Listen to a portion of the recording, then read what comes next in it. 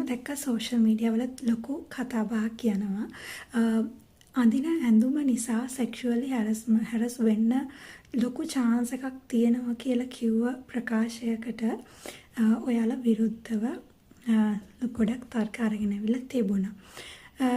ඉතින් මේකේ ඇඳුම යම් එක්තරා මට්ටමකින් තව කෙනෙක්ව පෙළඹවන්න පුළුවන්. හැබැයි මෙතනදී මම විශ්වාස කරනවා එක එක්කෙනාට එක අදහස් තියෙන්න පුළුවන් සහ එක අදහසක්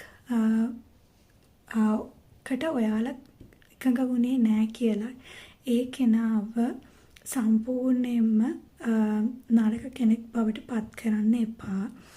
අපි එහෙම කර යුතු නැහැ. ඉතින් අපේ එක අදහස් තියෙනවා. අපි හැමෝගෙම අතරේ වැරදෙන අදහසක් අනිවාර්යයෙන්ම අපි හැමෝම අතරේ තියෙනවා.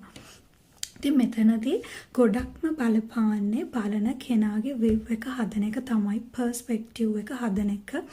ගොඩක්ම අපිට නිදහස තියෙන්න ඕනි. අපි කැමති විදිහක මේක ඇඳුම කියන එක තීරණය වෙනවා කල්චර් එකෙන්, කෙනාගේ පර්සනල් කැමැත්තෙන්, පර්සනැලිටි එක මත, කෙනාගේ කොන්ෆිඩන්ස් මට්ටම අනුව, කැමැත්ත අකමැත්ත, මේ ඕනෑම දෙයක් වෙන්න පුළුවන් සහ ඕනෑම කෙනෙකුට කැමති ඇඳුමක් අඳින්න නිදහස තියෙන්න ඕනේ. ඉතින් අපේ රටේ වගේ ඒක ගොඩාක් වෙලාවට ඒක ඇත්තටම කල්චරලි ගත්තම ඇඳගෙන ගියාම කොටට ඇඳගෙන ගියාම ඉතින් ඒක මම දකින විදිහට තැන්න සුදුසු විදිහට අඳින්න අවශ්‍යයි සහ ඒක ප්‍රශ්නයක් නෑ.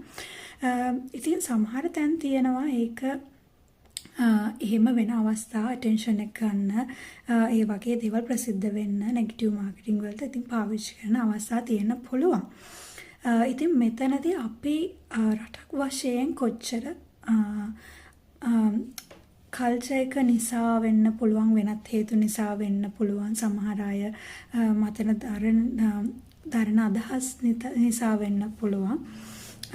ඒ කෙනාගේ අදහස් නිසා අපේ රටේ ගොඩක් වෙලාවට කොටට ඇඳගෙන ගියොත් attention එක ගොඩාක් හම්බෙනවා.